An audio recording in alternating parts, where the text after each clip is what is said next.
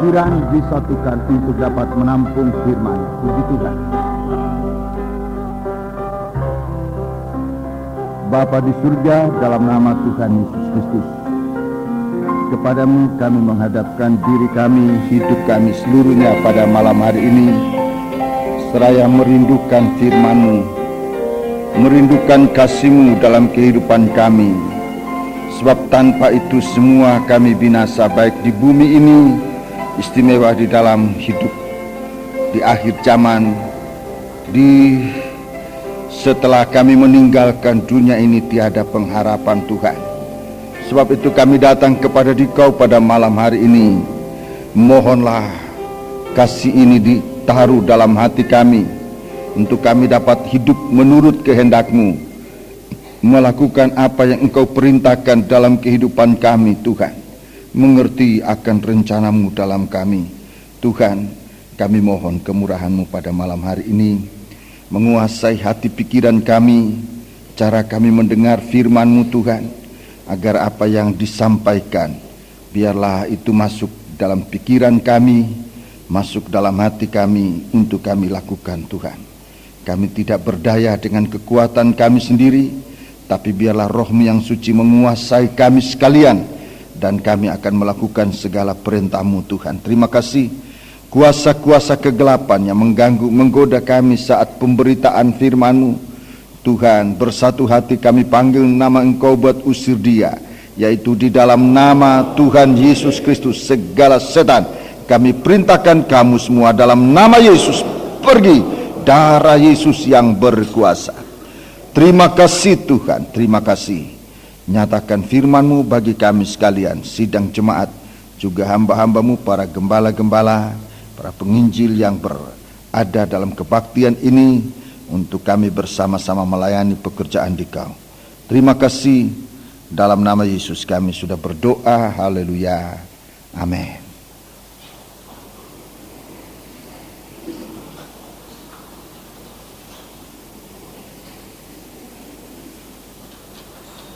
Sidang jemaat yang dikasihi Tuhan, saya menyampaikan salam sejahtera dan selamat berbahagia dalam menerima sabda Tuhan dalam nama Tuhan Yesus Kristus. Duduklah dengan tenang di tempat dimanapun saudara sudah ngambil, untuk dari tempat itu saudara bisa mendengarkan firman Tuhan dengan sebaik-baiknya. Saudara-saudaraku, sebelum saya menyampaikan firman Tuhan, saya ingin menghimbau kita sekalian sidang jemaat untuk senantiasa mengingat dalam doa, dalam penyembahan saudara-saudara, untuk membawa kebaktian kebangunan rohani yang akan diadakan di Jayapura, yang akan dilaksanakan pada tanggal 23 sampai dengan 23 sampai dengan 25 November yang akan datang, hari Selasa pagi dan sore, Rebu pagi dan sore, Kamis pagi dan sore, dan insya Allah pada hari Jumat kita akan kembali ke Surabaya. Saudara-saudaraku, perkembangan sudah mulai nyata. Saudara-saudaraku, kemarin saya menerima berita bahwa izin penyelenggaraan sudah keluar dari kepolisian, dan kita sekarang tinggal meningkatkan persiapan. Dan dari sini, jika Tuhan tolong kita sekalian, maka pada minggu depan kita sebenarnya sudah mulai masuk dalam saat-saat pelaksanaan kebaktian kebangunan rohani. Sebab rombongan pertama itulah yang membawa peralatan sound system dan sebagainya, barang-barang semua sudah akan diangkut, kurang lebih 10 ton, ya, sekitar begitu, lebih 10 ton, belum ya. Kita akan mengirimkan barang-barang. Semoga semua ini Tuhan akan berikan kita pertolongan, agar dalam segala sesuatu Tuhan yang menguasai kita sekalian. Berdoa dan doakan semua ini. Izin sudah keluar, kita mendoakan firman Allah hamba-hamba Tuhan yang dalam undangan sekarang dalam persiapan baik peserta maupun yang akan membawa firman Allah, kita doakan supaya Tuhan siapkan kita sekalian. Dan sampai hari ini sudah 202 peserta yang sudah menyatakan kesiapan untuk berangkat. 140 orang naik Hercules, kemudian kurang lebih 40 atau 50 orang yang naik kapal, selebihnya akan naik pesawat merpati. Itulah pesawat-pesawat atau kendaraan yang kita akan gunakan. Ini pun tetap kita doakan supaya pengurusan baik waktu pemberangkatan maupun kendaraan itu yang akan kita gunakan tidak ada halangan apa-apa dan semuanya dapat digunakan tepat pada waktunya. Rekan-rekan hamba Tuhan, saya mohon bantuan doa, dan jikalau saudara ikut serta tentunya boleh, hanya memang masing-masing kita membayar biaya sendiri dan daftarkan diri di Jalan Johor agar semua kita bisa bantu mengaturkan bersama-sama dalam perjalanan.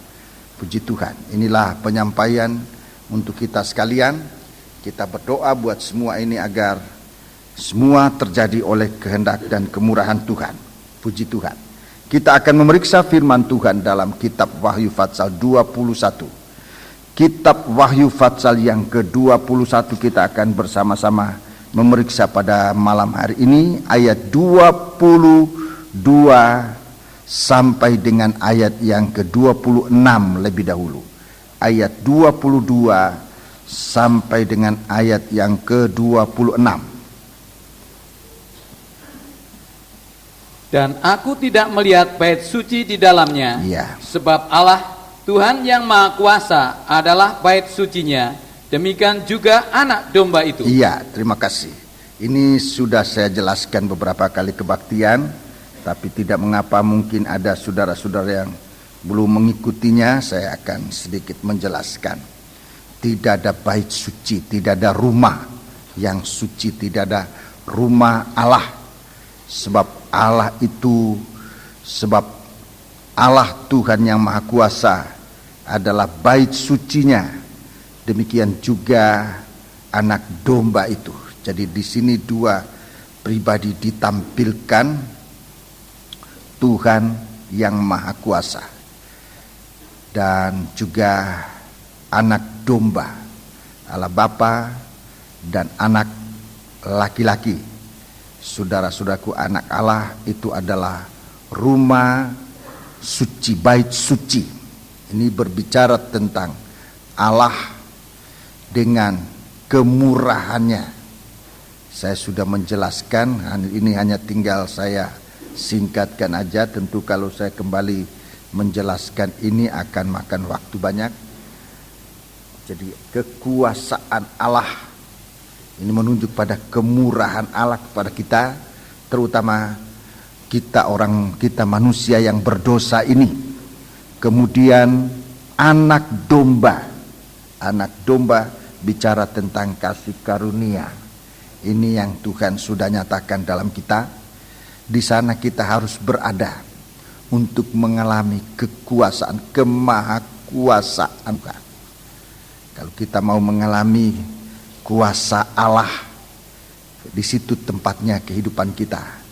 Di dalam kemurahan, selama kita merasakan segala sesuatu yang kita lakukan, yang kita perbuat, itu hanya kemurahan Tuhan, maka kita berada dalam pengaruh kuasa Allah, dan apapun yang kita lakukan dapat kita alami. Dalam anak domba itu bicara tentang darah penebusan. Ini kasih karunia. Dalam kasih karunia dan dalam kemurahannya, di sana kita berada, maka kita mengalami kekuasaan Allah yang mampu melakukan segala sesuatu. Ini pengertian dari maha kuasanya Allah ini. Selama kita berada dalam kemurahan dan kasih karunia, kita dapat melakukan segala sesuatu dengan Tuhan. Kedua, ayatnya saudara bisa baca dalam Ayub 42 ayat yang kedua. Selama kita berada dalam kasih karunia dan dalam kemurahan, kita dapat melakukan apapun yang menjadi kehendak Tuhan. Apapun yang dikehendaki oleh Allah dalam kita merasakan kedaulatan Tuhan di dalam kehidupan kita sekalian, bahwa Allah itu maha besar dan ini luar biasa. Ayatnya saudara bisa baca dalam Mazmur 115 ayat 3, 135 ayat 6. Dalam kasih karunia, dalam kemurahan Tuhan. Kemudian yang ketiga, dalam kemahakuasaan Tuhan itu, yaitu kalau kita merasakan kita berada dalam kemurahan dan kasih karunia, maka segala sesuatu yang kita ingin lakukan itu tidak ada yang dapat menghalangi, tidak bisa dicegah. Saudara-saudaraku, kekuasaan Tuhan itu begitu luar biasa dan hebat, dia tidak dapat dicegah. Kalau ia berdiri, bumi berguncang. Kalau ia melihat, bangsa-bangsa gemetar, terkejut gemetar. Kalau ia berjalan, gunung dan bukit rata. Pada hari Minggu saya istilahkan penyet. Tidak ada lagi bukit-bukit, semua hancur rata. Kalau ia berjalan. Demikian kemahakuasaan Tuhan. Kemudian itu ayatnya dalam Yesaya 43 ayat 13, Habakuk pasal 3 ayat 6. Kemudian saudara-saudaraku, kekuasaan Allah. Kalau kita hidup di dalam kemurahan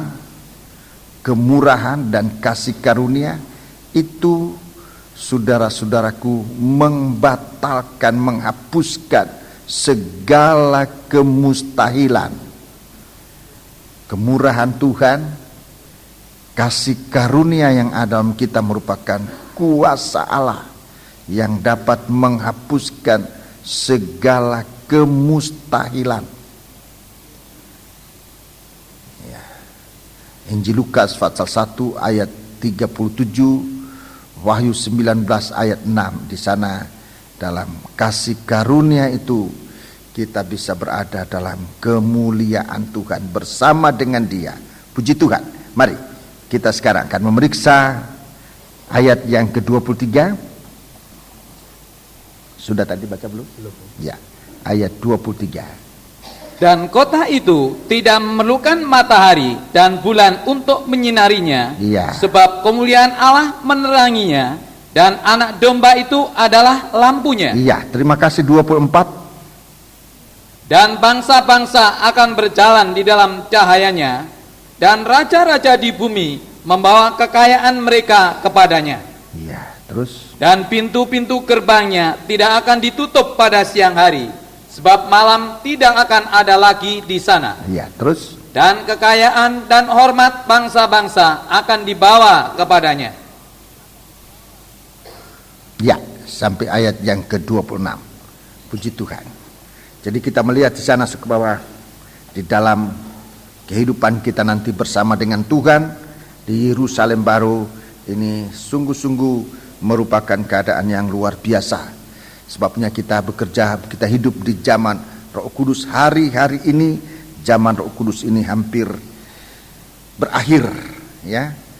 Kalau menurut perhitungan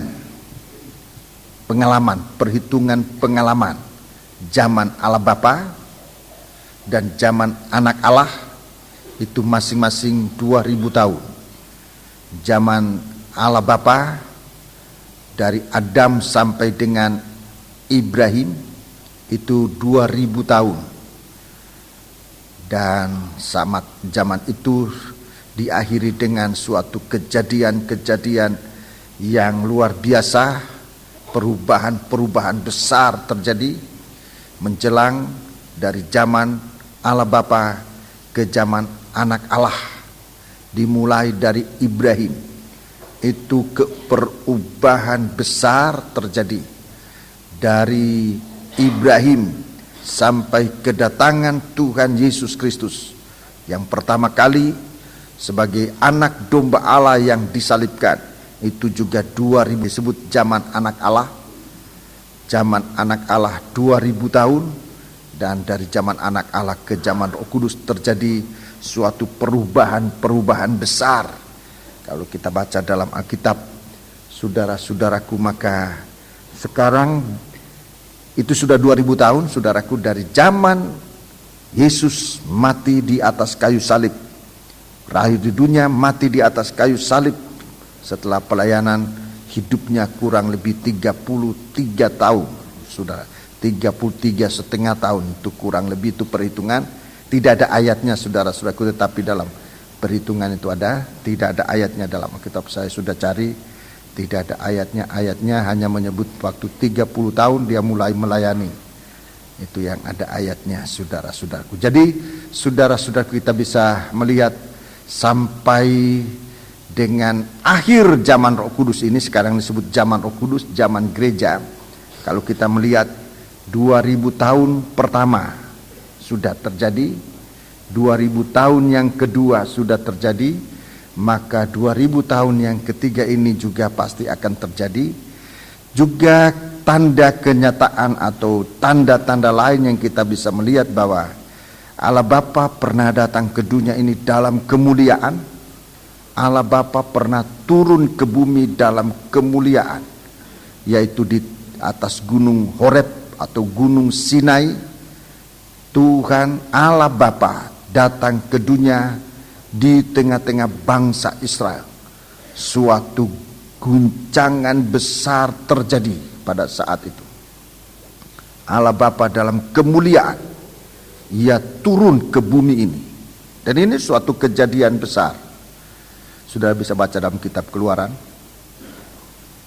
Kemudian dalam Kisah Rasul pasal pertama, pasal yang kedua, dalam Kisah Rasul pasal yang kedua, Allah Roh El Kudus datang turun ke bumi ini.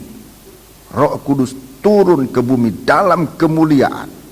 Saudara-saudaraku, dan 120 murid dipenuhkan di atas loteng Yerusalem. Itu suatu kenyataan. Jadi kalau Allah Bapa pernah datang ke bumi dalam kemuliaan, Roh El Kudus datang ke bumi dalam kemuliaannya. Yang belum datang dalam kemuliaannya adalah anak Allah. Dia pernah datang, tapi dalam keadaan sebagai manusia. Tidak dalam kemuliaan, tetapi dalam tanda kematian. Yesus lahir dengan tanda kematian. Pelayanannya juga dengan tanda kematian, tapi dia kemudian bangkit, naik ke surga, duduk di sebelah kanan Allah, menanti hari kedatangannya yang kedua kali. Kali ini dalam kemuliaan. Dia datang kedua kali yang kita nantikan. Dia datang dalam kemuliaan. Jadi tidak lagi datang untuk menebus dosa. Kalau Ia datang kedua kali bukan untuk disalibkan, tetapi Dia datang menjadi raja di atas segala raja. Saudara-saudaraku, menjadi imam besar, untuk sidang jemaat, menjadi mempelai laki-laki untuk gerejanya. Ini kedatangan yang kedua kali, dan jangan kita lupa, untuk dunia ini Dia akan datang sebagai hakim yang maha adil. Ini yang kita harus jaga. Jadi dua segi ini saya sudah selalu jelaskan.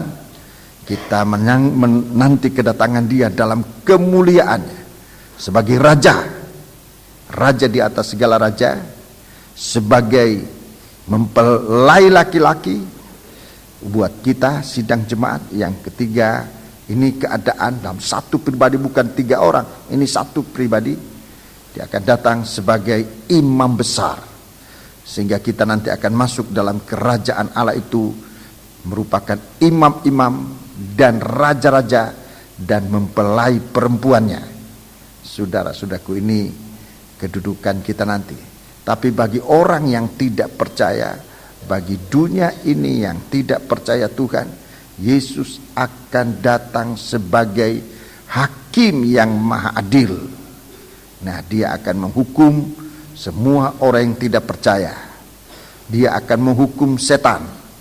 Dia akan menghukum nabi palsu, nabi-nabi palsu. Dia akan menghukum antikris.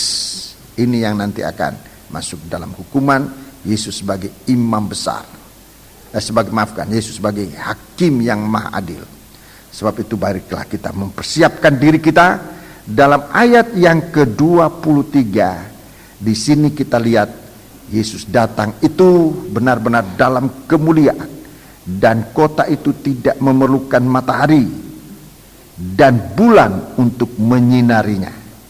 Tidak memerlukan matahari dan bulan untuk menyinarinya, sebab kemuliaan Allah meneranginya, dan anak domba itu adalah lampunya. Ini kemuliaan pada waktu itu. Di sini hanya disebut matahari dan bulan. Matahari dan bulan, saudara-saudaraku, disebut matahari. Matahari dalam pelajaran yang kita terima, pelajaran dari mempelai perempuan Kristus. Wanita itulah gereja Tuhan yang sekarang dalam proses menjadi mempelai wanita. Dia bersalut dengan matahari. Dia bersalut dengan matahari. Sebab itu mari kita memperhatikan kehidupan kita di hari-hari ini. Jadi salutan matahari itu bukan nanti saja, tetapi sekarang kita mau nyatakan sungguh-sungguh dalam kehidupan kita. Bagaimana kita berada dalam salutan dengan matahari ini. Saudara-saudaraku, itu bicara tentang kasih dari Allah Bapa. Saya bicara dulu ini, kasih dari Allah Bapa, kesucian yang memuncak, kesucian yang dinyatakan memuncak. Ini dinyatakan dengan kasih. Mari kita membaca dalam Yohanes pasal yang ke-14. Yohanes pasal yang ke-14. Ini kesucian yang memuncak, disebutkan menjadi kasih yang bersinar bagaikan matahari. Yohanes, Injil Yohanes. Injil Yohanes pasal yang ke-14. Mari kita membaca bersama-sama Injil Yohanes pasal 14. Injil Yohanes pasal yang ke-14. Jadi kita pun sehari-hari ini disinari dengan ini. Ayat yang ke-21. Atau kita baca mulai ayat yang ke-18. Aku tidak akan meninggalkan kamu sebagai yatim piatu. Ya, ini pesan Tuhan waktu dia akan meninggal. Persiapan terus. Aku datang kembali kepadamu. Aku akan datang kembali kepadamu. Terus. Tinggal sesaat lagi, dan dunia tidak akan melihat aku lagi. Tetapi kamu melihat aku, sebab aku hidup dan kamu pun akan hidup. Terus 20. Pada waktu itulah kamu akan tahu bahwa aku di dalam Bapa-Ku, dan kamu di dalam aku, dan aku di dalam kamu. 21, ini tekanannya sampai dengan ayat 23. Barang siapa memegang perintahku dan melakukannya. Ini puncak dari kesucian kita di dalam Tuhan. Memegang firman dan melakukannya. Terus, dialah yang mengasihi aku. Dialah yang mengasihi aku. Jadi bukan hanya disucikan oleh firman, tapi kita bersalut dengan kasihnya Allah. Yang memegang firman dan melakukan, ialah mengasihi aku. Terus, dan barang siapa mengasihi aku, ia akan dikasihi oleh Bapa-Ku. Dan aku pun akan mengasihi dia dan akan menyatakan diriku kepadanya. 23. Jawab Yesus, jika seorang mengasihi aku, ia akan menuruti firman-Ku, dan Bapa-Ku akan mengasihi dia, dan kami akan datang kepadanya dan diam bersama-sama dengan dia. Iya, terima kasih. Di sini kasih dari Allah Bapa. Jadi bukan nanti, tetapi sekarang kita ini sudah harus mengalami. Kita sekarang sudah mengalami kenyataan wujud dari kasih Allah ini. Memegang, mendengar, mengerti, mempercayai firman. Ini namanya memegang perintah. Ulangi, memegang perintah Allah ini artinya mau mendengar, mau mengerti, mau mempercaya firman. Ini namanya memegang perintah Allah. Kalau mendengar aja nggak mau, ya itu tidak memegang, apalagi melakukannya. Jadi memegang ini, memegang firman itu artinya mendengar betul, mengerti betul, meyakini dengan sungguh-sungguh. Nah, inilah orang yang bisa melakukan firman. Ini yang disucikan, meningkat sampai pada mengasihi Tuhan. Ini matahari. Ini kemuliaan dari matahari, kemuliaan dari Allah Bapa disebutkan di sini. Dan kota itu tidak memerlukan matahari, ya, sebab kemuliaan Allah meneranginya, dan anak domba itu adalah lampunya, ya. Jadi matahari, kemudian disebut bulan, matahari dan bulan. Bulan ini adalah berbicara dari anak Allah, berbicara dari kemuliaan anak Allah yang telah menjadi korban. Jadi bulan ini kemuliaan dari anak Allah yang telah menjadi korban, menghapus dosa manusia, menghapuskan dosa manusia. Sekarang ini kita sudah harus mengalami. Kalau nanti kita akan memiliki kemuliaan Allah di dalam Yerusalem baru itu, saudara-saudaraku, pekerjaan ini kita sudah harus lakukan sekarang.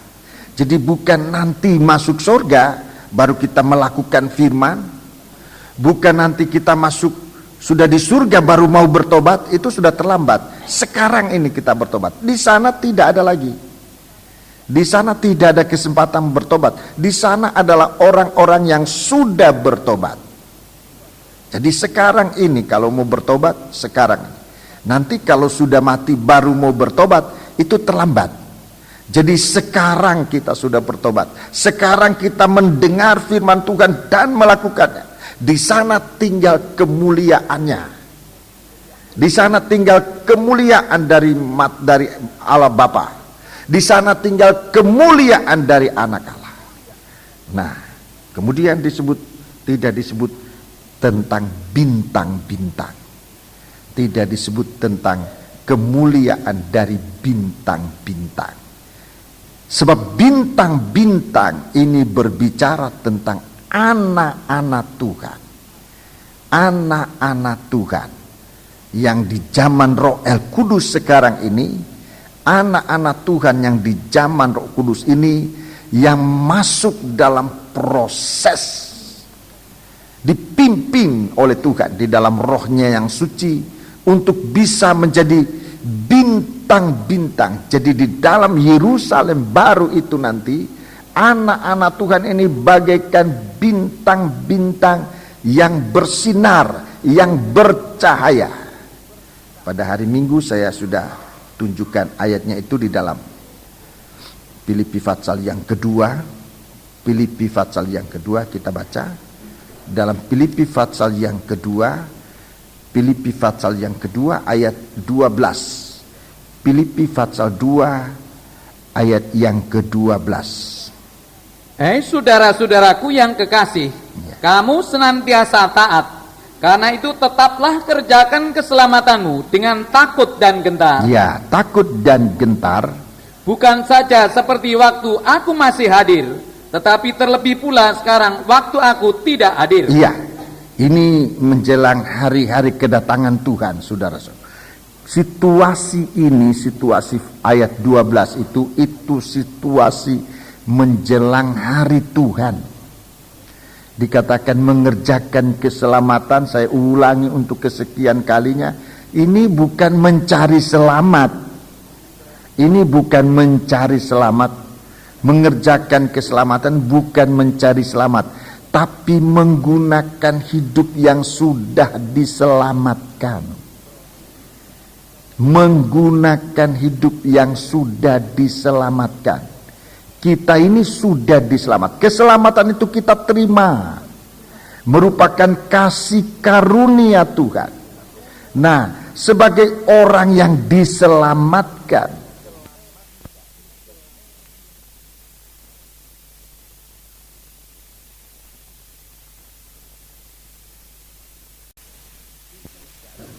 Tuhan tawarkan dua hal besar. Orang yang diselamatkan itu Tuhan tawarkan dua hal yang besar. Ayat yang ke-13. Karena Allah lah yang mengerjakan di dalam kamu baik kemauan. Ya, itu nomor satu. Orang diselamatkan itu Tuhan taruh kemauan. Kita biasa gunakan gerakan. Tergerak, hati kita itu ada gerakan. Itu kemauan yang ditaruh oleh Tuhan. Mau semacam saya kasih contoh sekarang. Ada berita kebaktian kebangunan rohani di Jayapura. Kita sering menggunakan istilah aku tergerak. Itu sebetulnya ini bicara tentang Tuhan taruh di dalam hati kita ini suatu kemauan. Banyak kemauan ini, banyak kemauan. Kemauan untuk langsung ikut serta, kemauan untuk berkorban, kemauan untuk berdoa, kemauan untuk melakukan apa saja. Ini gerakan di dalam hati. Jadi kemauan ini istilah kita sehari-hari yang gampang dimengerti, itu ada gerakan di hati kita. Suatu kemauan, suatu gerakan yang seringkali kita tidak mengerti. Orang lain, apalagi orang lain tidak mengerti. Orang lain banyak kali tidak mengerti, apalagi kalau orang yang tidak percaya. Dalam keadaan susah semacam ini kok repot-repot harus keluarkan uang banyak, harus pergi ke Irian, apa mau dilihat di Irian dan sebagainya. Jadi banyak kali orang tidak mengerti, tetapi kita suka. Kita mau melakukan, kita katakan kita tergerak. Ini perhatikan, ini Tuhan berikan kepada orang yang ada kaitan dengan keselamatan. Nah, kalau orang yang diselamatkan ini tidak punya gerakan dalam hati, saudara-saudaraku, mari kita berdoa, sebab gerakan ini, kemauan ini akan bukan semakin hari semakin kecil. Kalau kemauan ini semakin kita hapuskan, itu satu waktu habis, tidak ada. Kita hilang kemauan, dan ini sangat berbahaya.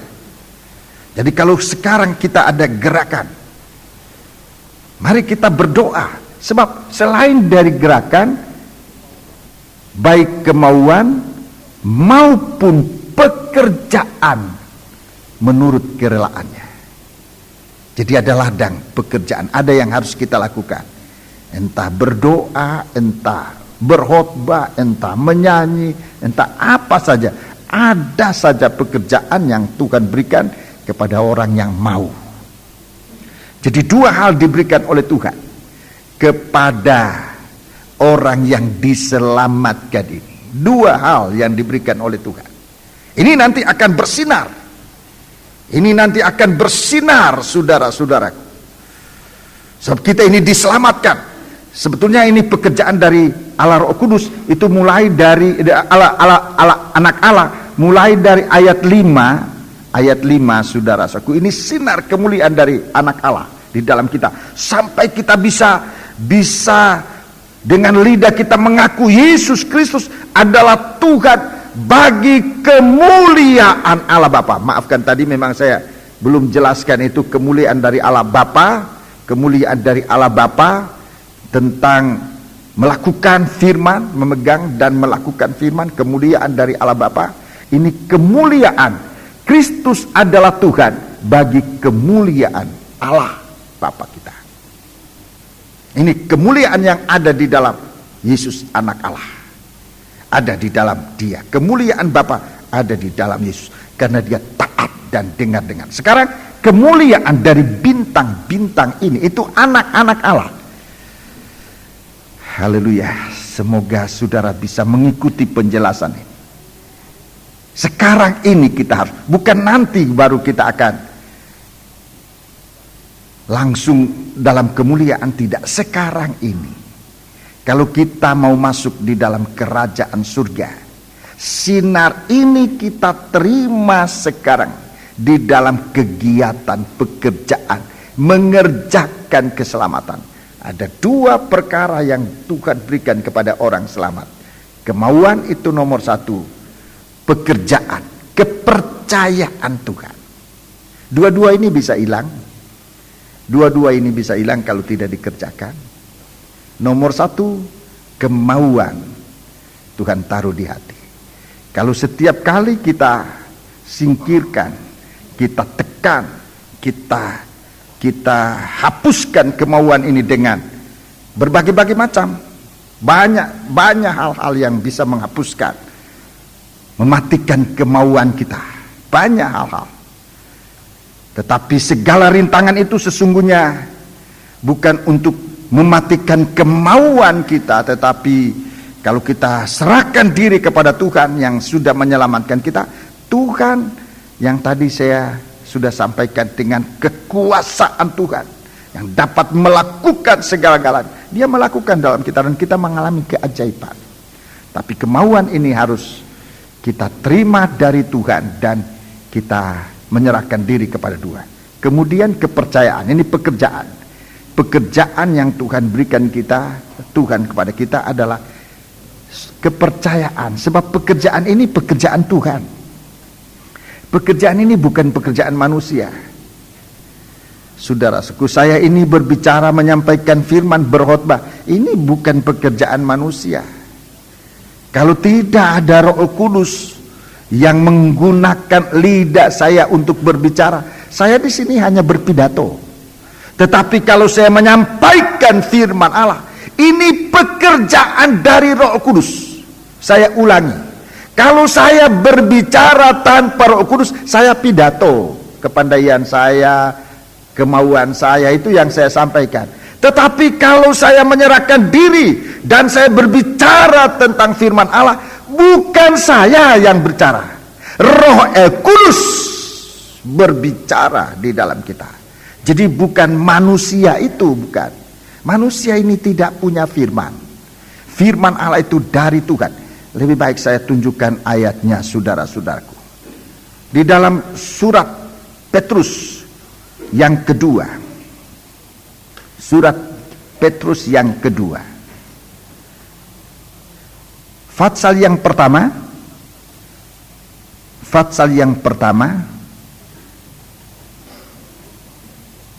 ayat 20 dan 21. Ayat 20 dan 21. Yang terutama harus kamu ketahui ialah bahwa nubuat-nubuat dalam kitab suci tidak boleh ditafsirkan menurut kehendak sendiri. Iya, tidak boleh ditafsirkan menurut kehendak sendiri. Ini Alkitab. Sudah, tidak boleh ditafsirkan menurut kehendak sendiri. Baca terus ayat 21. Sebab tidak pernah nubuat dihasilkan oleh kehendak manusia. Iya, jadi tidak pernah suatu pembukaan firman. Ini nubuat, saya sudah jelaskan berulang kali. Nubuat yang terbesar hari-hari ini adalah pembukaan firman. Firman, ayat-ayat menjelaskan ayat-ayat yang ada di dalam. Ini pembukaan firman. Tidak pernah nubuat dihasilkan oleh kehendak manusia. Tidak bisa ditafsirkan. Tidak boleh ditafsirkan menurut kemauan kehendak manusia terus. Tetapi oleh dorongan Roh Kudus. Ini oleh dorongan Roh Kudus. Orang-orang berbicara atas nama Allah. Iya. Jadi ini firman, saudara-saudaraku. Roh Kudus yang berbicara, memberikan kita firman-Nya. Kita kembali dalam Filipi pasal yang kedua tadi. Jadi 2 perkara diberikan oleh Tuhan kepada kita yang selamat. Nomor 1, kemauan untuk bekerja. Kemudian yang kedua, kepercayaan. Kepercayaan ini bisa hilang. Kepercayaan itu bisa hilang kalau kita tidak setia. Bisa hilang setiap kali kita tidak melakukan apa yang menjadi kepercayaan Tuhan. Ini kepercayaan bisa hilang. Tetapi kalau kepercayaan itu kita terima merupakan mina, merupakan talenta yang Tuhan berikan kepada kita. Ada talenta masing-masing. Kalau kita kerjakan, itu akan semakin banyak. Kepercayaan itu akan semakin banyak, saudara-saudaraku. Sebab kemauan dan pekerjaan kepercayaan ini datangnya dari Tuhan. Tapi kalau kita bungkus dalam sapu tangan kemudian kita pendam, ini banyak kali kepercayaan Tuhan ini kita bungkus dalam sapu tangan, ya. Apa ini sapu tangan? Dalam Alkitab sebut sapu tangan, kita tidak usah membaca lagi ke sana, saya harap saudara percaya. Apa ini sapu tangan ini? Sapu tangan ini digunakan untuk menyeka keringat. Kalau kita bekerja, banyak kali keringat bercucuran, kita sapu itu dengan sapu tangan. Jadi sapu tangan ini sesungguhnya untuk menyeka keringat, kesibukan-kesibukan kita. Banyak kesibukan-kesibukan kita.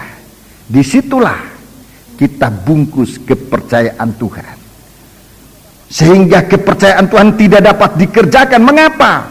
Sebab terbungkus dengan segala kesibukan kita. Banyak. Dan saudara-saudaraku, saya terus terang sebagai manusia, kalau saya melihat saudara benar-benar sibuk, sebagai manusia saya benar-benar mengatakan saya tidak mampu untuk menunjukkan jalan keluar atau membawa saudara keluar, kecuali saudara mendengarkan firman dengan sebaik-baiknya, memberikan kesempatan, kemauan yang Tuhan taruh di dalam hati ini untuk menyingkirkan segala sesuatu yang merupakan rintangan, terutama kesibukan manusia itu sendiri. Itu bagaikan sapu tangan.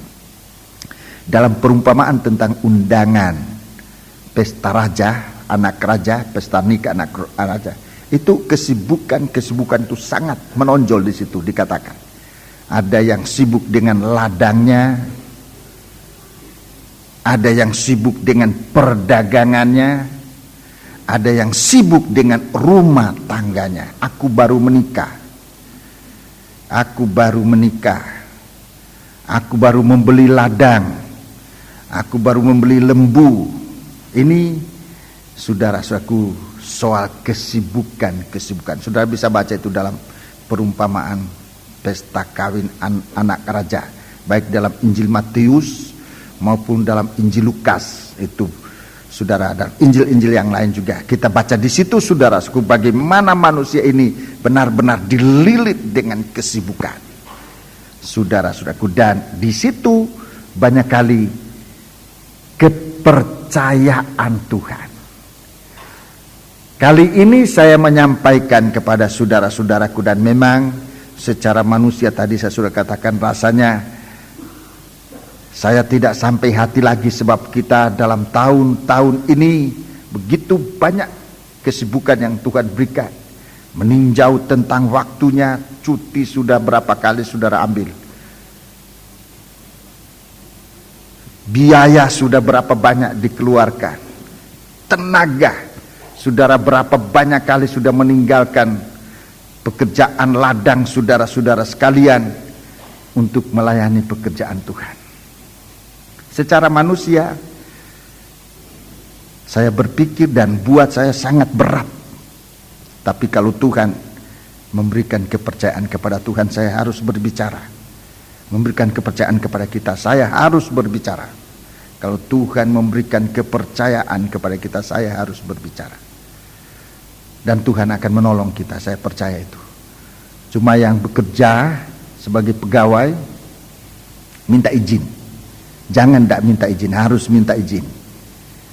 Kalau saudara punya bos, sesama orang Kristen, apalagi anggota gereja di sini, jangan pandang enteng, wah itu bos anggota gereja, aku pergi aja, dikasih izin, tidak dikasih izin, saya pergi aja. Dia akan dengar pengumuman, jangan begitu.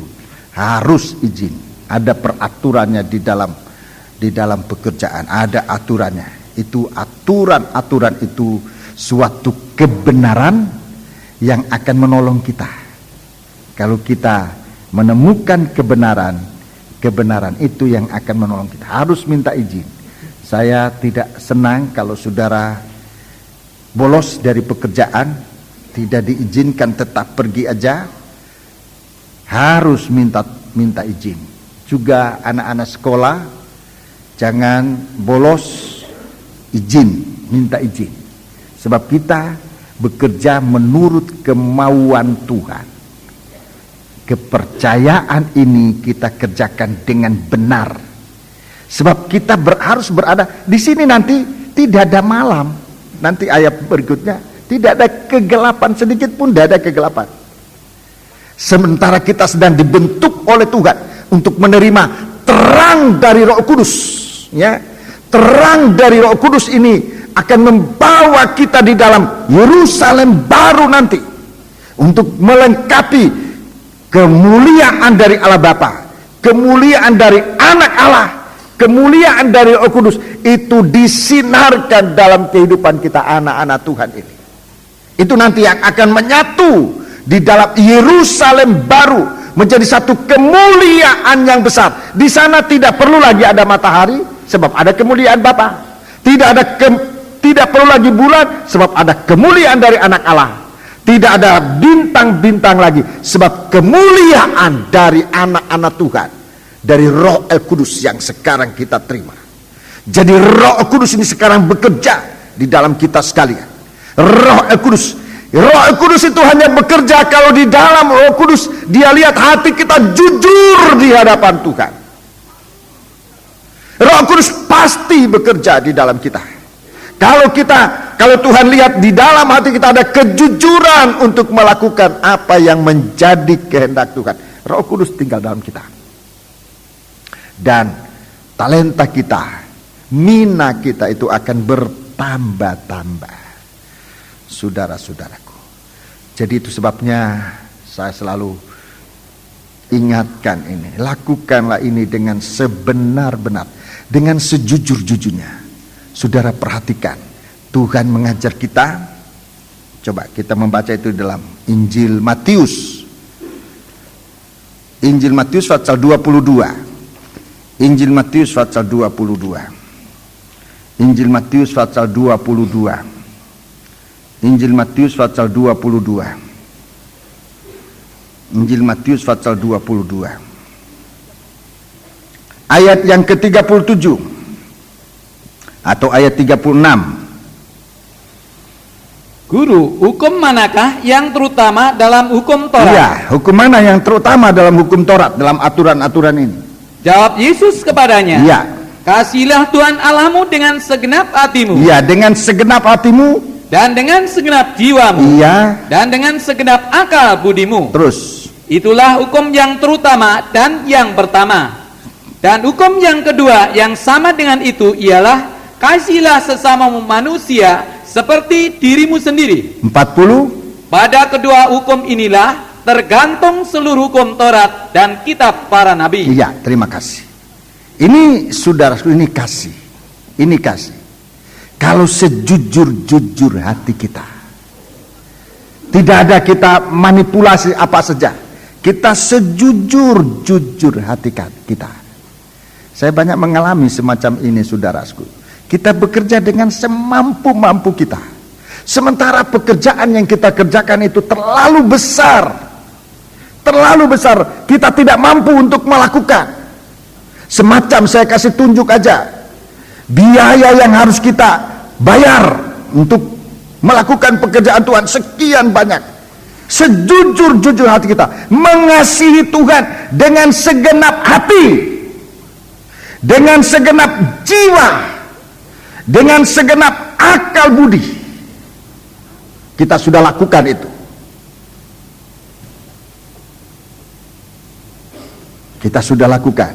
Saya punya pengalaman, saya kasih contoh, umpamanya menyangkut biaya. Saya ditaruh oleh Tuhan kerinduan untuk selalu mau melakukan pekerjaan Tuhan. Dan satu waktu Tuhan nyatakan, ini pekerjaan ini saya percayakan kepadamu. Ini pekerjaan saya percayakan kepadamu. Saya punya kemauan ini ada. Dan memang selalu ini saya jaga. Hati saya jaga. Biasanya iblis itu datang, percobaan pertama menyangkut keuangan.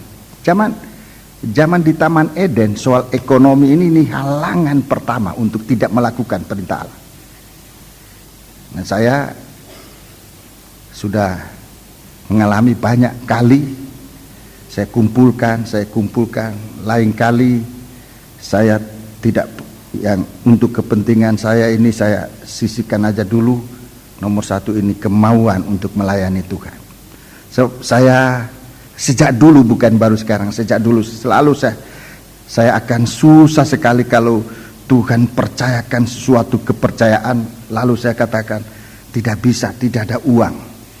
Itu berarti saya dikalahkan oleh uang. Uang itu kekuatan dari antikris. Saya tidak mau itu. Jadi saya dengan kekuatan yang ada, kemauan untuk perkara-perkara lain itu saya matikan. Saya tekan, saya kumpul. Kalau tidak perlu jajan, tidak usah jajan, makan di rumah aja. Uangnya kita kumpul. Supaya satu waktu Tuhan utus kita kemana, jangan nanti kita katakan tidak ada uang. Padahal uang sebetulnya sudah ada, berkat sudah ada, tapi kita gunakan untuk kepentingan diri kita. Kita sebetulnya ada kemampuan, tapi kita tidak gunakan kemampuan itu untuk menekan ini. Di sini katakan, kalau segala usaha kita, dengan segenap hati kita sudah bekerja, dengan segenap jiwa kita sudah bekerja, dengan segala kekuatan kita sudah bekerja, tapi ya batasnya sampai segitu saja. Lanjutannya, pekerjaan ini masih ada. Lanjutannya, yang saya selalu rasakan adalah Roh Kudus yang turun tangan. Banyak saya mengalami itu. Biaya sekian juta umpamanya. Saya sudah usaha selama ini. Umpamanya ini nanti ke Jayapura paling kecil berapa? Paling kecil berapa? Paling kecil berapa Jayapura? 600, 700 ribu besar itu. Saya sudah usaha, tapi kemampuan usaha saya itu hanya sampai 300 ribu. Dan Tuhan tahu, jangan saudara pikir kita bisa main-main dengan Tuhan. Saya sudah usaha 300 ribu itu, saya sudah cicil-cicil, tapi ya topnya 300 ribu. 400 ribu Tuhan yang kerjakan. Itu pengalaman saya. Berulang kali saya mengalami. Kalau sama sekali tidak ada, tapi memang sungguh-sungguh sudah usaha, tapi yang memang tidak ada, Tuhan sediakan. Itu pengalaman saya tidak tahu saudara-saudara bagaimana. Lain kali kita katakan, oh tidak ada uang, tapi kita bisa beli ini, kita beli itu berarti belum segenap hati, belum segenap jiwa, belum sekuat tenaga, belum. Jadi pertolongan dari Roh Kudus juga terbatas untuk kita semacam ini. Ini satu contoh. Dalam pembangunan gereja juga begitu. Membangun gereja, rekan-rekan hamba Tuhan, saya tidak melarang saudara cari sana sini, tapi ya kalau saudara memang sungguh-sungguh melakukan pekerjaan itu, saya mengalami itu. Membangun gereja, mau beli apa, kalau itu kehendak Tuhan, kita dipercayakan, Tuhan taruh di hati kita. Kita sudah usahakan, hanya sampai segitu, tidak bisa lagi. Selanjutnya Tuhannya. Saya mengajar di sekolah Alkitab. Saya melihat ada siswi selalu bicara tidak ada uang, tetapi beli baju baru, nanti Saya bilang, ini bagaimana kamu ini? Kalau pekerjaan Tuhan selalu dia bilang tidak ada uang, tapi bisa beli baju baru, bisa beli ini. Nah ini nggak bisa. Ini bukan demikiannya kerja. Jadi bekerja ini Tuhan nomor satu. Loh, kamu untuk pekerjaan Tuhan kamu bilang tidak ada uang, tetapi untuk yang lain bisa. Ya, belum ada berkat. Saya tidak bisa terima model semacam ini. Saya tidak bisa ngerti. Yang saya mengerti adalah bagaimana kita bekerja dengan segenap hati. Sebab Tuhan taruh kemauan ini dengan segenap akal budi kita, dengan sekuat tenaga kita. Selanjutnya Tuhan akan tolong. Dan kita di situ, saudara-saudara, kita akan mengalami suatu peningkatan dalam kehidupan rohani, suatu kemuliaan. Kita diangkat oleh Tuhan dalam suatu kemuliaan, dan di situ kita merasa bukan kita, sebab kita sudah berusaha tapi memang tidak mampu. Dan kalau kita mampu melakukan, di saat itu kita merasakan nomor satu, oh ini kemurahan Tuhan. Kita tidak mungkin jatuh.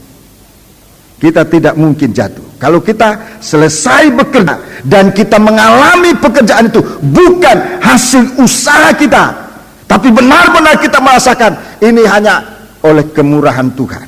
Kita tidak akan mungkin jatuh menjadi sombong dan sebagainya. Kita tidak akan mungkin jadi sombong, sebab kemurahan Tuhan ini merupakan kuasa Allah yang mempertahankan kehidupan kita. Tapi kalau kita lupa itu, jatuh. Yaitu sebabnya dalam ayat pendahulunya dikatakan Allah yang maha kuasa dan domba dan anak domba Allah. Itu yang sungguh-sungguh harus kita hidup di dalam. Itu bait suci. Itu harus menjadi tempat kita setiap kali. Jadi kita melihat di sini, saudaraku, bahwa untuk melakukan pekerjaan Tuhan ini kita diangkat oleh Tuhan, kita dibawa oleh Tuhan. Dan Tuhan berikan kita pekerjaan, kepercayaan. Buat kita sekarang menghadapi Irian ini, saya kasih contoh Jayapura. Kepercayaan Tuhan ada. Kepercayaan Tuhan itu saya sangat mengalami itu, sebab kalau dihitung-hitung tadi saya sudah bicara, kita sudah terlalu berat untuk hari-hari ini. Tetapi setelah saya lihat ini kepercayaan Tuhan, dan saya iakan, dan ternyata waktu kita mulai bekerja, Tuhan tunjukkan, saudara-saudaraku, ini kepercayaan Tuhan, kemauan Tuhan taruh di hati kita. Selanjutnya Tuhan, coba kita baca ayat yang ke-14, Filipi 2 ayat 14. Jadi kepada orang yang diselamatkan ini, Tuhan beri dua macam ini, kemauan dan kepercayaan, pekerjaan. Ini pekerjaan Allah, ini kepercayaan Tuhan. Saya katakan kepercayaan Tuhan sebab pekerjaan Allah ini pekerjaan yang suci. Tidak boleh tangan yang kotor menjamah perkara yang suci, itu tidak boleh. Tapi kalau Tuhan kasihkan kepada kita manusia biasa ini, setelah ia membasuh tangan kita, saudara-saudaraku, dia percayakan kita pelayanan, itu sebetulnya Allah sendiri bekerja. Tetapi kalau pekerjaan ini diberikan kepada kita, ini namanya kepercayaan Tuhan. Mari kita mau jaga kepercayaan Tuhan ini. Kita baca ayat 14. Lakukanlah segala sesuatu dengan tidak bersungut-sungut. Ya, ini yang harus dijaga. Ini mengotorkan kepercayaan Tuhan. Bersungut-sungut. Dengan lain perkataan kita mengerjakan dengan rela hati.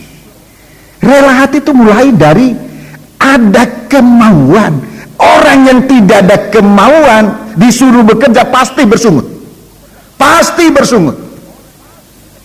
Orang yang tidak ada kemauan disuruh kerja pasti bersungut. Tapi orang yang ada kemauan, sebenarnya begitu dia lihat ada kesempatan, dan dia akan lakukan itu tanpa bersungut-sungut, dan dia meningkat, semakin meningkat. Saudara-saudaraku, dia semakin bersinar, semakin bercahaya. Tapi kalau orang memang dasarnya sudah tidak mau, dipaksa-paksa, Dia pasti akan bersungut-sungut. Dan ini merupakan, saudara-saudaraku, ini menajiskan kepercayaan Tuhan dalam kita. Jangan bersungut-sungut.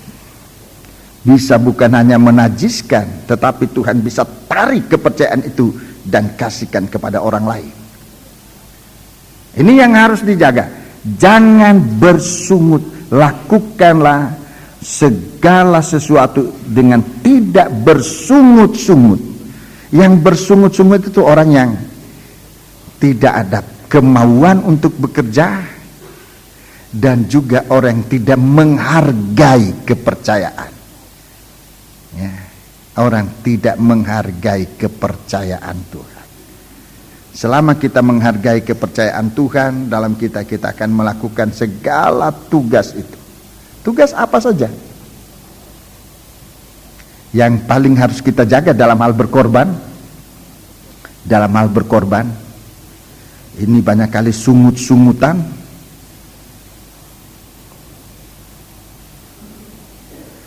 Terutama dalam berkorban, ya, banyak kali ini dalam berkorban kita banyak bersungut. Dalam bekerja juga banyak bersungut-sungut.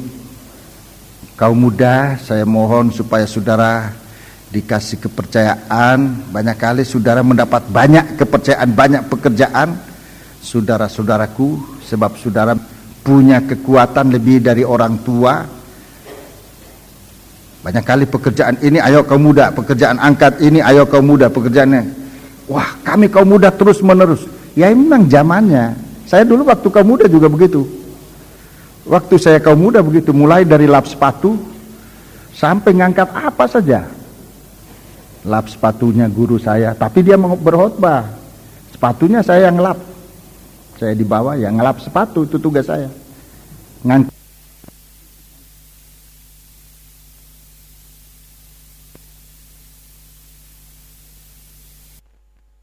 jas, pakai jaket sesudah berkhotbah. Guru saya bawa.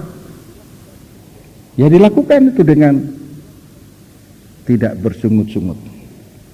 Kalau hati ini ada kemauan, ini dijaga.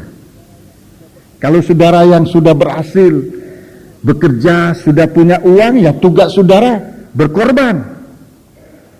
Kok lagi-lagi saya berkorban? Ya saudara yang dapat kepercayaan berkat itu. Bagaimana saudara menggunakan kepercayaan Tuhan? Kalau saudara menjaga kepercayaan, tidak bersungut-sungut, dan saya punya kesaksian Tuhan tidak menipu kita. Tidak pernah menipu kita. Tidak pernah.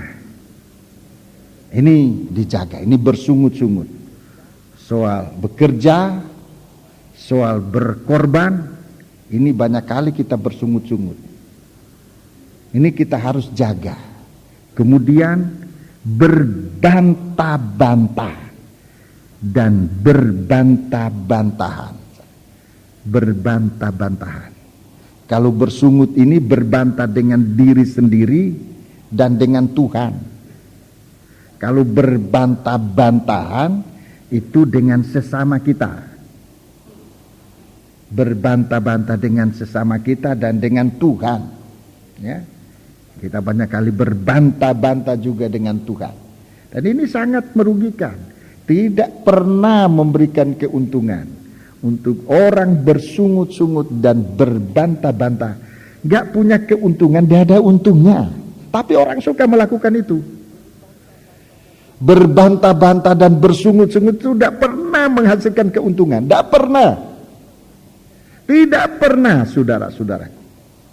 Tetapi anehnya orang suka melakukan. Inilah bodohnya manusia. Padahal kalau kita melakukan sesuai dengan kemauan yang Tuhan taruh di dalam kita, semakin Tuhan berikan kita kemauan. Sampai satu waktu, saudara-saudara, sampai satu waktu kita, saudara-saudaraku, merasakan bukan lagi kekuatan kita, bukan lagi harta kita, Tetapi yang kita ingin persembahkan kepada Tuhan itu adalah hati kita.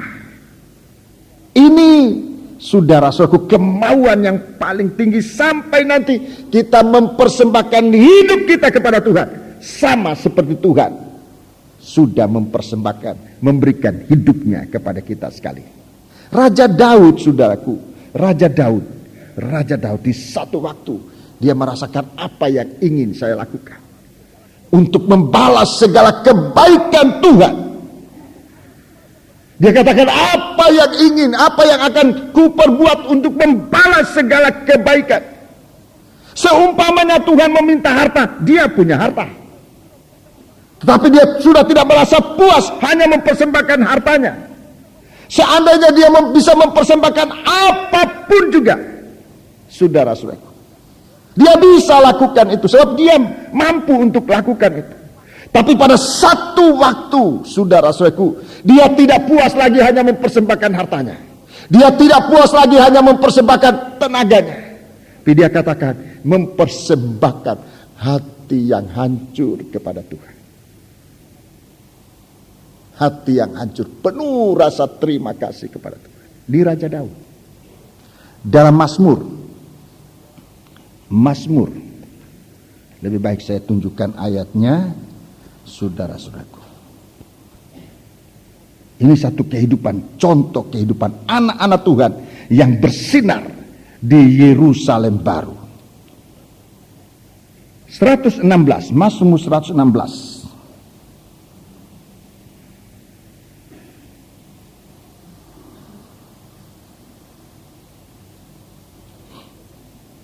Ayat 12 sampai dengan 15. Bagaimana akan kubalas kepada Tuhan segala kebajikannya kepadaku? Bagaimana bisa kubalas kepada Tuhan segala kebajikannya, segala perbuatan baiknya, segala kasih karunia-Nya kepadaku? Aku akan mengangkat piala keselamatan dan akan menyeru nama Tuhan. Terus akan membayar nasarku kepada Tuhan di depan seluruh umatnya. 15. Berharga di mata Tuhan. Berharga di mata Tuhan. Kematian semua orang yang dikasihinya. Kematian segala orang, kematian semua orang yang dikasihinya. Inilah anak-anak Tuhan yang dengar-dengaran. Di dalam Mazmur 50, Mazmur Fatsal 51, Mazmur Fatsal 51.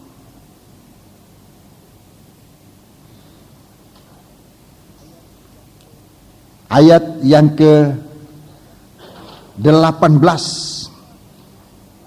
Sebab engkau tidak berkenan pada korban sembelian, sekiranya ku persembahkan korban bakaran, engkau tidak menyukainya. Umpamanya aku mempersembahkan segala sesuatu, belum sampai sejauh itu, bukan hanya sampai sejauh itu Tuhan mau, engkau tidak menyukainya. Terus korban sembelian kepada Allah ialah jiwa yang hancur. Jiwa yang hancur, hati yang patah dan remuk. Tidak akan kau pandang hina, ya Allah. Iya, terima kasih. Ini sampai sejauh itu. Kerinduan itu nanti sampai kita menaruh semua kehidupan kita dalam tangan Tuhan, baru kita aman. Baru di situ kita aman. Kita kembali dalam Filipi 2. Filipi 2 ayat 15. Sekarang ayat 15. Jadi kalau kita menjaga kemauan yang ditaruh oleh Tuhan di hati, menjaga kepercayaan yang ditaruh oleh Tuhan dalam hati. Ayat 15. Supaya kamu tiada beraib dan tiada bernoda. Ya, supaya kamu tidak beraib dan tidak bernoda. Sebagai anak-anak Allah yang tidak bercela, di tengah-tengah angkatan yang bengkok hatinya. Kita berada di tengah-tengah bangsa yang bengkok hatinya. Di tengah-tengah bangsa, di tengah-tengah angkatan, di tengah-tengah generasi yang bengkok hatinya dan yang sesat ini. Sehingga kamu percaya di antara mereka seperti bintang-bintang di dunia. Ya, jadi anak-anak Tuhan ini nanti bersinar percaya. Sehingga di surga nanti, saudara-saudaraku, sinar kemuliaan dari Allah Bapa untuk mengganti kemuliaan dari matahari. Sinar kemuliaan dari anak Allah untuk mengganti kemuliaan dari bulan. Tapi sinar kemuliaan Allah di dalam anak-anak Tuhan, saudaraku, untuk menyatakan kemuliaan yang ada dalam Roh Kudus. Allah Bapa, Anak, dan Roh Kudus itu bersinar bercahaya. Itu merupakan terang di Yerusalem baru. Saudaraku, seperti Bapa bercahaya seperti matahari, seperti anak Allah bercahaya seperti bulan, demikian juga Roh Kudus sekarang mengerjakan di dalam kita sinar kemuliaan ini, supaya nanti saatnya kita masuk ke Yerusalem baru, kita berada dalam terang ini. Haleluya. Jadi sudah dua hal yang kita jaga, yang jangan sampai menghabiskan kepercayaan Tuhan dalam kita dan kemauan dalam hati kita, ini dua hal. Yang ketiga sekarang, ini yang ketiga. Yang ketiga, setelah menjadi bintang, ini masih harus dijaga. Setelah menjadi bintang, ayat 16. Ini yang ketiga. Jadi banyak kali untuk menjadi bintang kita kuat, tidak bersungut-sungut, tidak berbantah-bantah, kita menjadi bintang. Tetapi setelah menjadi bintang, jaga. Yang ketiga ini harus dijaga. Ayat 16. Sambil berpegang pada firman kehidupan, Iya. agar aku dapat bermegah pada hari Kristus, bahwa aku tidak percuma berlomba dan tidak percuma bersusah. Ini yang ketiga yang harus dijaga. Berpegang pada firman kehidupan. Berpegang pada firman kehidupan itu yang membuat bintang itu akan tetap bercahaya. Selama bintang itu berpegang pada firman kehidupan, dia tetap bercahaya. Sebagai apapun juga, sebagai pemain musik akan ada sinar, sebagai penyanyi ada sinar, sebagai pengkhotbah ada sinar, sebagai apapun anggota gereja ada sinar, selama saudara-saudaraku kita berpegang pada firman kehidupan. Tetapi begitu kita melepaskan firman kehidupan, bintang-bintang itu akan berguguran. Bintang-bintang berguguran. Menjelang hari akhir zaman ini, itu tanda yang Tuhan berikan. Ini kita harus jaga. Ini tanda yang Tuhan berikan kita menjelang masuk ke Yerusalem baru ini. Harus dengan terang. Sebab Bapa sudah bercahaya dengan matahari, dengan kasihnya. Anak Allah sudah bercahaya dengan pengorbanannya untuk menyelamatkan kita. Kita sekarang bercahaya dalam aktivitas, dalam kegiatan kita dalam melayani Tuhan. Pekerjaan yang Tuhan berikan kepada kita. Kepercayaan yang Tuhan berikan kepada kita adalah kesempatan untuk bersinar, untuk bercahaya. Kalau bintang itu dia tidak bersinar, dia tidak berkelip-kelip, tidak ada gerakan, dia kelihatan suram. Tapi begitu dia masuk dalam aktivitas, bintang itu bercahaya, bintang itu bersinar. Seseorang anak Tuhan hanya dia bisa bercahaya kalau dia masuk dalam kegiatan. Siapapun juga dia. Biar dia seorang pengkhotbah yang ulung, tapi begitu dia meninggalkan kepercayaan Tuhan dan dia mau menyendiri, tidak ada sinar. Biar dia seorang penyanyi yang bagus, tapi begitu dia undur dari kegiatan bintang-bintang, tidak ada sinar. Anak-anak Tuhan hanya bersinar kalau ia berada dalam suatu kegiatan. Saudara bisa melihat nanti, saudara. Tapi saya beritakan sekarang.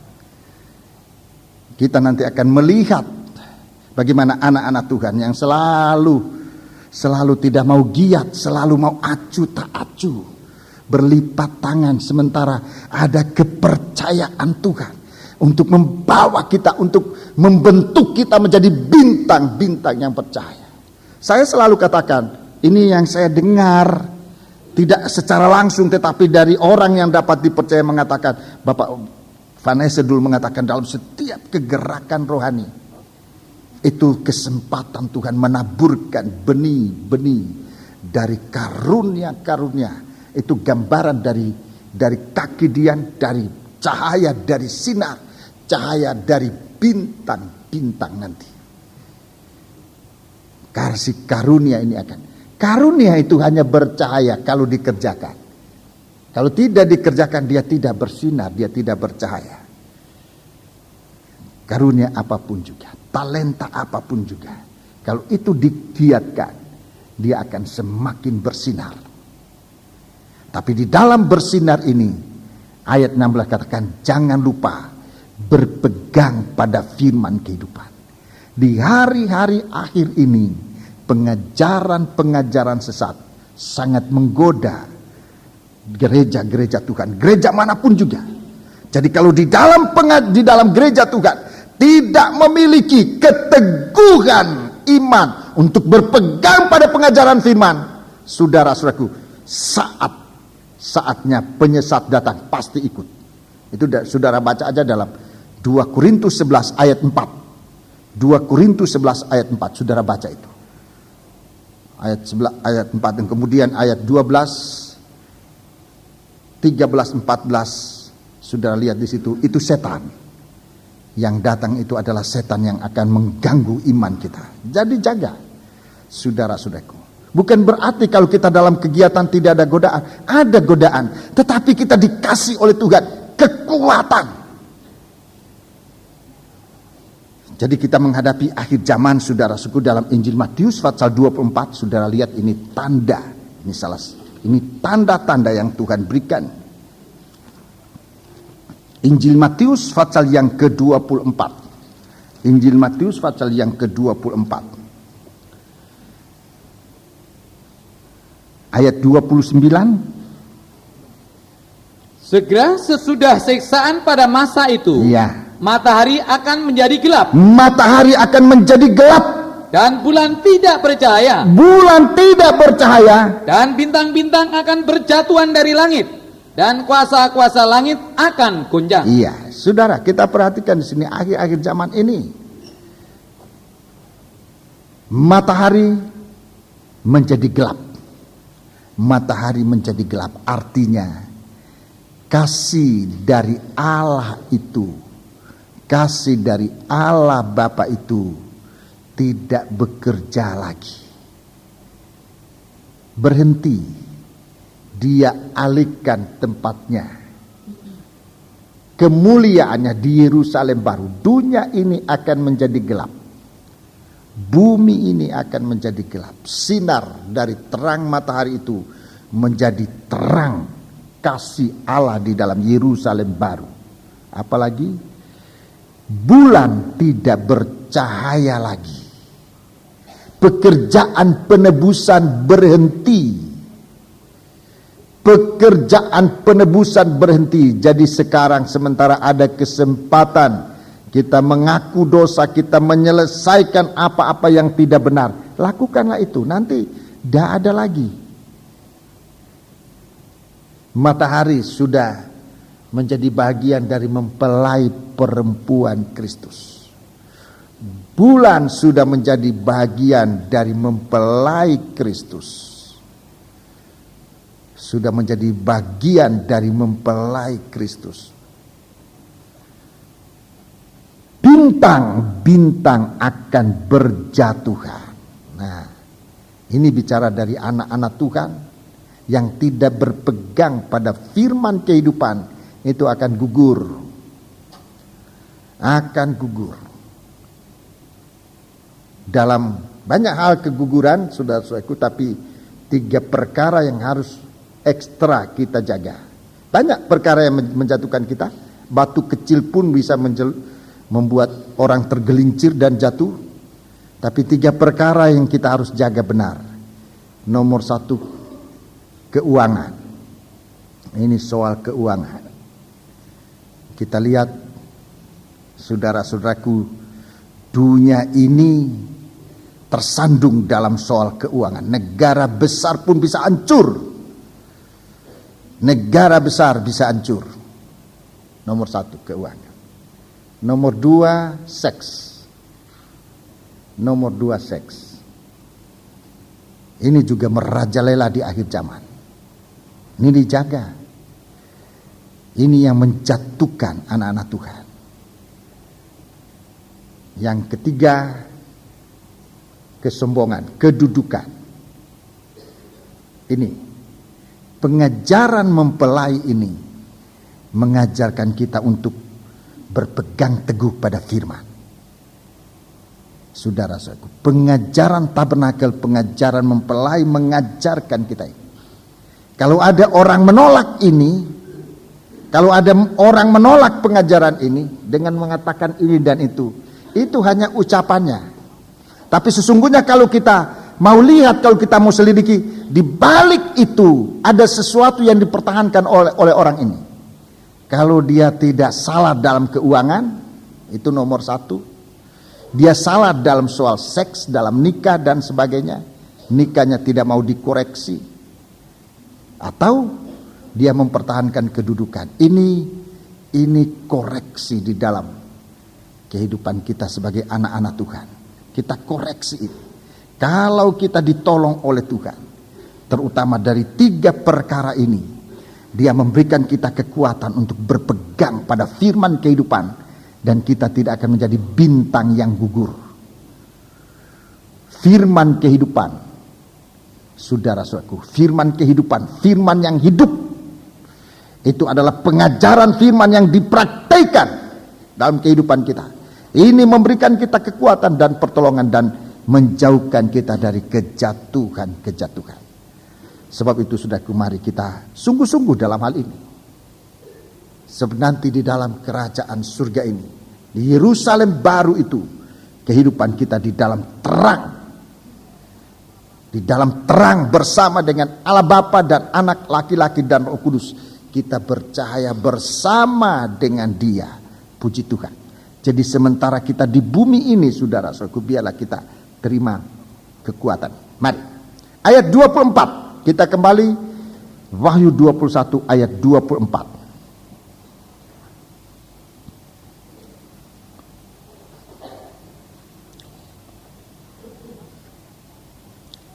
Dan bangsa-bangsa akan berjalan di dalam cahayanya, Iya. dan raja-raja di bumi membawa kekayaan mereka kepadanya. Iya, terus.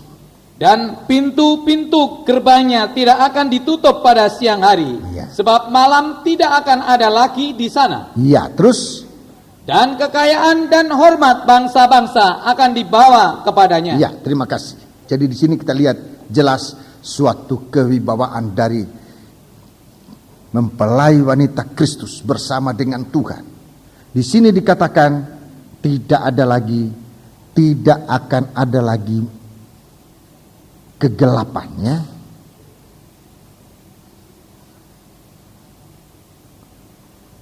Malam tidak akan ada lagi di sana.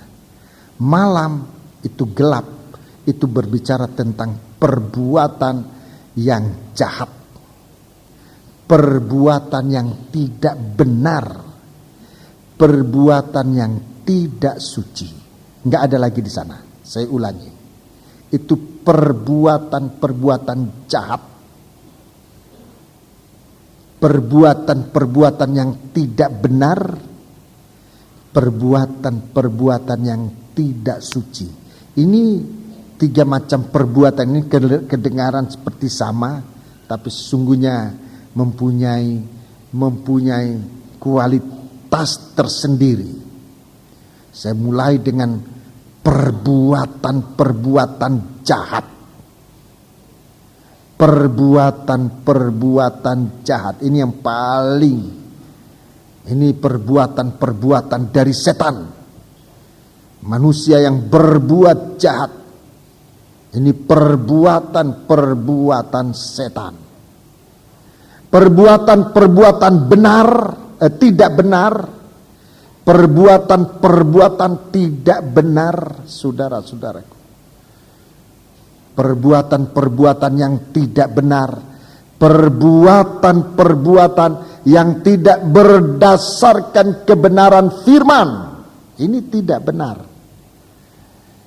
Ini daging yang banyak kali menurut maunya sendiri. dia tidak benar, tidak berdasarkan firman. Itu pasti tidak benar. Kalau kita mau ragu-ragu apa ini benar, ukurannya firman. Kalau sesuai dengan firman itu benar. Perbuatan-perbuatan tidak suci. Perbuatan-perbuatan tidak suci. Itu perbuatan untuk memuaskan daging. Ini perbuatan-perbuatan memuaskan daging. Ini semuanya gelap. Ini semuanya gelap. Jadi mulai dari jahat. Itu perbuatan setan, itu jahat. Itu perbuatan-perbuatan sehat dipaksakan kepada manusia. Manusia mana yang bisa dipaksakan? Manusia yang tidak memiliki terang ilahi. Kemuliaan dari Bapa dan Anak dan Roh Kudus yang tadi saya sudah jelaskan. Ini pasti gampang berbuat jahat. Perbuatan tidak benar, perbuatan yang tidak sesuai dengan firman Allah. Saudara, sekalipun kelihatan oh ini baik, tetapi kalau itu tidak benar, saudara-saudaraku, ini bisa membuat kegelapan. Perbuatan kelihatan kok baik, tapi kita lihat apa benar atau sesuai dengan firman. Kegiatan perbuatan-perbuatan najis, perbuatan-perbuatan untuk memuaskan daging, semua ini gelap. Itu sebabnya biar kita jaga kehidupan kita, saudara-saudaraku. Sekalipun firman Allah ini begitu berat kita dengarkan, tetapi bukan mustahil kita lakukan. Kalau kita mau dengar-dengaran kepada Tuhan, Roh Kudus akan menolong kita di hari-hari ini, sebab Roh Kudus mau kita ini bercahaya. Hidup dalam kasih Allah. Terang matahari itu tidak dipadamkan dari kita, tapi bersalut dengan matahari. Sementara di dunia ini akan menjadi gelap. Saatnya gereja Tuhan sudah bersalut dengan matahari, dunia ini tidak punya terang matahari. Bumi ini akan, bulan matahari tidak akan bercahaya lagi di bumi ini. Yang ada di bumi ini hanya kebencian. Yang ada di bumi ini hanya kebencian. Di hari-hari menjelang kedatangan Tuhan, saat gereja Tuhan sudah disalut dengan matahari, di bumi ini hanya ada kebencian. Kasih itu sudah menjadi milik dari mempelai perempuan gereja Tuhan. Saudara-saudaraku, di saat bulan tidak bercahaya lagi, di sini nanti di bumi ini dosa akan menjadi permanen. Artinya tidak bisa diampuni lagi. Mengapa? Sebab tidak ada lagi korban pengampunan. Tidak ada lagi korban pengampunan. Bulan itu sudah berada di bawah kaki dari gereja Tuhan, mempelai wanita. Bintang-bintang akan berguguran, dikatakan di sini. Terang dari Roh Kudus, pekerjaan dari Roh Kudus itu sudah khusus untuk memimpin anak-anak Tuhan. Anak-anak Tuhan yang dengar-dengaran dibawa masuk kepada keperjamuan malam pesta kawin anak domba. Gereja mempelai nanti akan dipimpin oleh bintang-bintang ini. 12 bintang. Itu rasul-rasul hujan akhir. Hamba-hamba Tuhan yang ditetapkan oleh Tuhan untuk membawa gereja Tuhan ke dalam perjamuan malam pesta kawin anak domba Allah. Anak-anak Tuhan yang tidak dengar-dengaran, yang tidak berpegang pada firman kehidupan, itu bagaikan bintang yang lepas dari peredarannya dan dia akan gugur. Anak-anak Tuhan akan banyak yang gugur di hari-hari nanti. Hamba-hamba Tuhan, anak-anak Tuhan akan gugur. Sebab itu perhatikan di dalam kitab Wahyu pasal 12 ayat 3 disebut masih sepertiga dari bintang ini akan gugur. Sepertiga dari bintang akan gugur, akan direnggut, diseret oleh ekor dari ular naga. Ekor dari ular naga itu pengajaran sesat. Itu nanti akan nabi-nabi palsu dengan pengajaran-pengajaran sesat. Itu akan menyeret anak-anak Tuhan yang tidak berpegang pada firman kehidupan. Sebab itu baiklah kita mempersiapkan diri kita, saudara-saudaraku, supaya kita berjalan di dalam terang dari Allah. Ini terang yang ada di Yerusalem baru. Bukan lagi matahari, bulan, dan bintang, tapi kasih dan penebusan dari anak Allah dan pimpinan dari Roh El Kudus. Itu yang nanti akan bercahaya di Yerusalem baru. Puji Tuhan.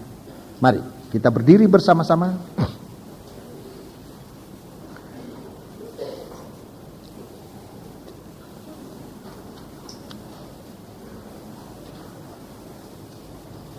Pelayan-pelayan perjamuan suci maju ke depan. 138. Oh Yerusalem, kota mulia. 130. Salo 138.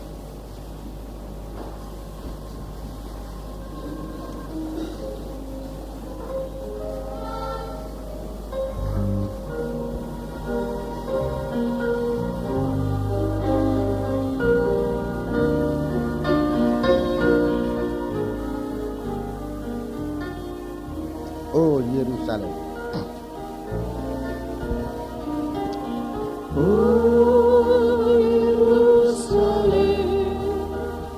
Kota mulia, hatiku rindu ke sana.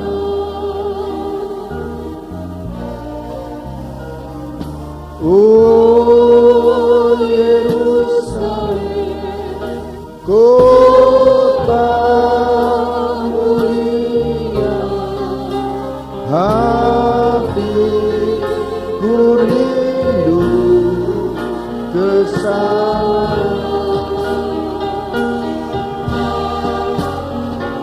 Tak lama lagi Tuhanku datanglah, bawa saya masuk sana.